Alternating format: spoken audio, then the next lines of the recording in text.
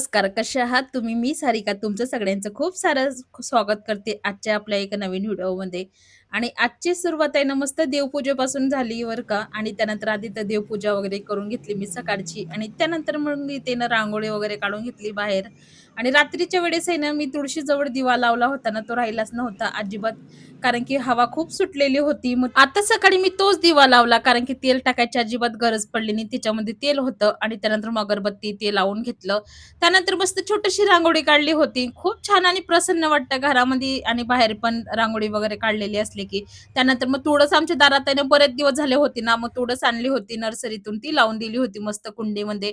मस्त छान झाली आता तुळस आणि त्यानंतर मग बाकी कामं आवरायची होती आता ते आवरायला घेतले. सगळ्यात आधी तर आता मुलं उठले होते. आजचा रविवार आहे त्यामुळे सुट्टीच होती मुलांना आणि त्यानंतर मग चला आता सगळं काही निवांत असतं रविवारचा दिवस असला की.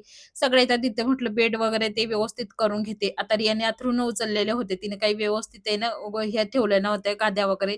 मी व्यवस्थित ठेवून घेतल्या त्यांना आणि त्यानंतर म्हटलं चला आता बाकी पटकन आवरते कामं कारण की बराच वेळ झाला तर आज जरा उशीरच झाला होता आम्हाला उठायला सगळ्यांना. त्यानंतर ते गेले ड्युटीवरती आणि मी लागले कामं आवरायला घरातली आणि त्यानंतर मग आता ओमला म्हटलं तू अंघोळीला जा. नाहीतर मग त्यांचं कसं चालू असतं ना दोघांचे भांडणं चालू असतात. आता त्याचं म्हणणं असतं सगळ्यात आधी माझी अंघोळ झाली पाहिजे.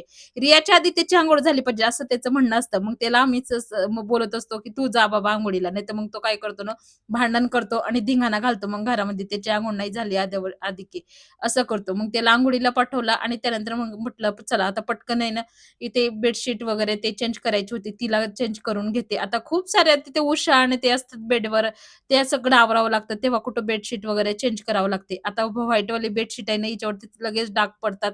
आता त्यानंतर मग कसं आहे ना आणि फ्रेश पण दिसते बरं का ती, छान दिसते आणि त्यानंतर मग तिला अजिबात डाग वगैरे ते असं धूळ वगैरे ते काहीच सहन होत नाही. त्यानंतर मग चला मस्तपैकी ना म्हटलं आता बेडशीट वगैरे ते व्यवस्थित चेंज करून घेते आणि त्यानंतर मग बाकी कामं जे असतात घरातले ते आवरणे होतात. आता सगळ्यात आधी ते हे पुसून घेते आणि त्याला ओमला म्हटलं, "इथे ना भरपूर गाळ्या झाल्या." म्हटलं, "तुझ्या गाळ्या अजिबात तिथे ठेवू नको." कारण की त्यांनी ना सगळ्या काही गाळ्या तिथेच ठेवून दिलेल्या होत्या वरती.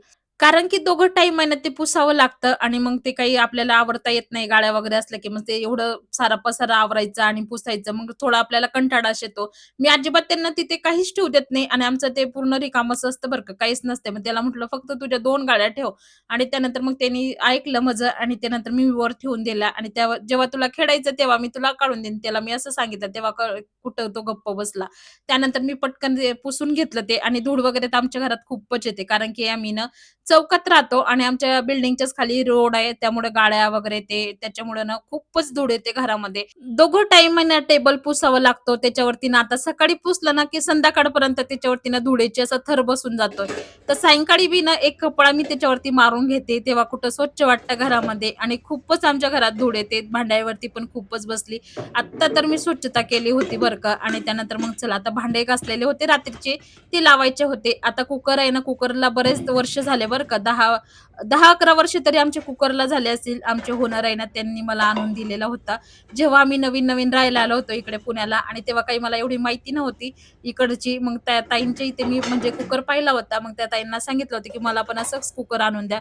तर मग त्यांनी ना असा कुकर मला आणून दिला होता. आम्ही त्यांच्या या रूममध्ये राहायला आलो आणि तेव्हापासून मग त्याच वर्षी त्यांनी मला कुकर आणून दिला होता आणि हा कुकर आहे ना खूप छान आहे आणि क्वालिटी पण त्याची खूप भारी आहे आणि अजूनपर्यंत त्याला काहीच खर्च नाही लागला किंवा काही नाही. त्याची पॉलिश सुद्धा अजूनपर्यंत गेली नाहीये. एक ॲल्युमिनियमचा कुकर पण आहे माझ्याकडे मोठा. आता त्याला काही मी वापरत नाही. जेव्हापासून हा छोटा कुकर घेतला ना, मी तेच यूज करते आणि हा कुकर आहे ना मला ₹1400 चा पडलेला आहे आणि त्यानंतर खूप छान क्वालिटीचा आहे आणि त्याच्यातच मी काही पण करत असते आणि पटकन होतं बरं का. सुकी भाजी बी करायची म्हटली ना, बटाटा वगैरे ते तर पटकन होतं त्याच्यामध्ये अजिबात जास्त वेळ लागत नाही आणि त्याला ₹1 चा पण खर्च आला नाही अजूनपर्यंत तरी मला आणि त्यानंतर मग चला आता भांडे लावून झाले आणि म्हटलं पाण्याचं काम आधी आवरून घेते कारण की पाणी कधी संपल नळाचा भरोसाच नाही. एखाद्या वेळेस आहे ना संध्याकाळपर्यंत आम्हाला पाणी राहतंय, पण आता कसं आहे कोणाच्या घरी पाहुणे रावडे आले तर मग लवकर संपतं पाणी किंवा कमी जास्त वापरलं ना, तर असं काही होतंय कधी-कधी लवकरच संपून जातं. तर सगळ्यात आधी म्हटलं कपडे धुवून घेते. आता कसं वातावरण जरासं चेंज झालंय. थंड वातावरण झालंय आणि आभाळ असतं तर दिवसभर कपडे कसे दिवसभर पण वाळून निघत नाही कधी कधी कपडे. आणि म्हटलं आधी कपडे धुवून झाले ना की कसं टेन्शन नसते. भांडे वगैरे सकाळचे असतात आपण संध्याकाळी घासून टाकतो तसं काही नाही वाटत. पण कपडे एकदाचे आपले सकाळचे धुवून झाले ना, मग टेन्शन नसतंय. आणि त्यानंतर मग कपडे धुवून घेतले आणि त्याला वाळत घालून घेतले. आणि त्यानंतर आहे ना बाथरूममध्ये आमचे इतके डाग पडले ना पाण्याचे, की काय सांगायचं. कारण की हे बोरचं पाणी ना खूप घाण आहे आणि त्यानंतर खूपच क्षार आहे ते बोरच्या पाण्यामध्ये. त्यामुळेच आहे ना बाथरूममध्ये खूप डाग आणि ते पडले.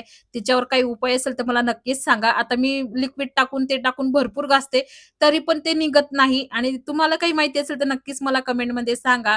त्यानंतर मग ते घरी आले होते 12 वाजता. तेव्हा ना मस्त आंबा वगैरे ते चिरून दिला त्यांनी मुलांना. कारण की आम्ही सकाळचे ना नाश्ता वगैरे अजिबात करत नाही. आणि त्यानंतर म्हटलं चला आता कसं रविवार होता त्यामुळे सुट्टीच होती, निवांत होता आज. आणि त्यानंतर मग ते 12 वाजता आले घरी. तेव्हा मग त्यांनी आंबा वगैरे चिरला. मग ते म्हणले सगळेजण आंबा वगैरे खाऊन घ्या. काही केळी वगैरे आणलेली होती. शनिवार होता काल तर ते बाजारात गेले होते. मग त्यांनी ना रसाचे आंबे वेगळे आणले होते आणि मुलांसाठी हे खायचे आंबे ना वेगळे आणले होते. मग त्यांनी आंबा चिरून दिला सगळ्यांना. आम्ही आंबे खाल्लं.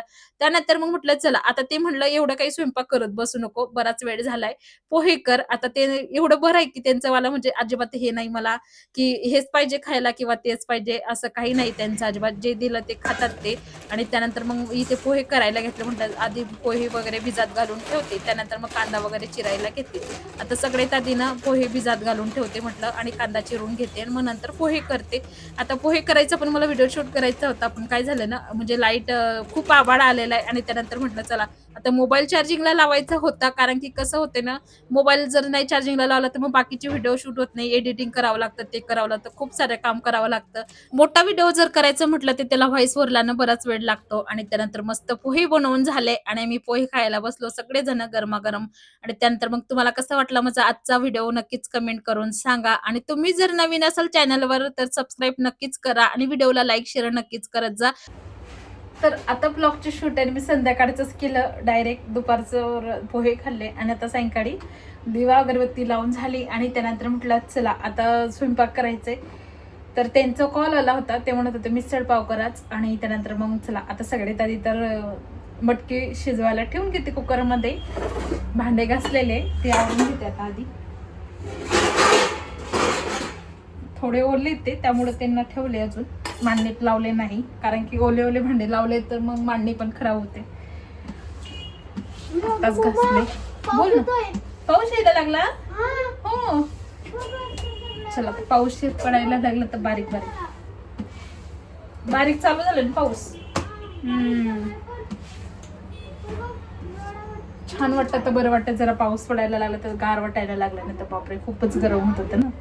त्यानंतर मग चला सगळे तर देतात तर मटकी शिजवायला ठेवून घेते कुकरमध्ये. आणि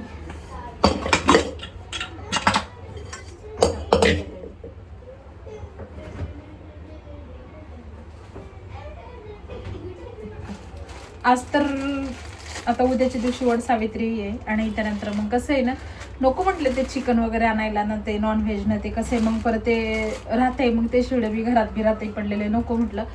त्यापेक्षा मस्त मिसळ पाव करून म्हटलं आज. आणि त्याच्यात लावून मटकी कुकरला शिजवायला ठेवून घेते. पटकन होऊन जाईल, मग वेळ लागणार नाही जास्त.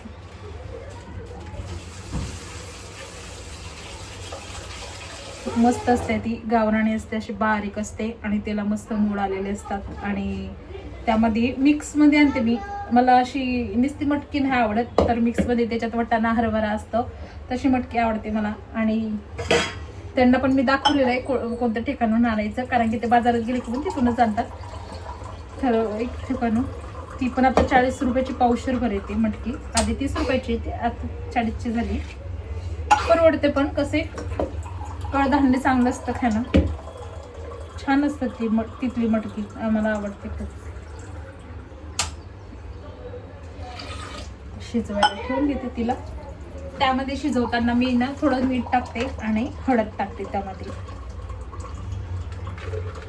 टेस्टच छान लागते तिची मटकीची. मग तोपर्यंत इकडे मसाल्याची तयारी करते मी. कांदा कांदा कांदा टोमॅटो आणि अद्रक आणि लसूण हे मी थोडंसं तेल टाकते. पडीभर तेल टाकते कढईमध्ये आणि त्याला छान असं गोल्डन हो द्यायचं. जास्त पण आता बंद करून टाकते मस्त. आता थंड होते तोपर्यंत थंड होऊ द्यायचे आणि मग नंतर आपण त्याला बारीक करून घेऊ. कशी झाली रिया मिसळ बघ. छान झाली ना. छान झाली असेल मस्त. कशी झाली बाळा. छान मस्त रिमझिम पाऊस पडायला लागलाय आमच्याकडे बरं का. छान असं पाऊस पडतोय आणि त्यानंतर तुम्ही बघू शकता मस्त पाऊस पडायला लागलाय आता. आणि त्यानंतर मग चला आता मग भेटू उद्याच्या ब्लॉगमध्ये आपण अशाच एका नवीन. तोपर्यंत बाय.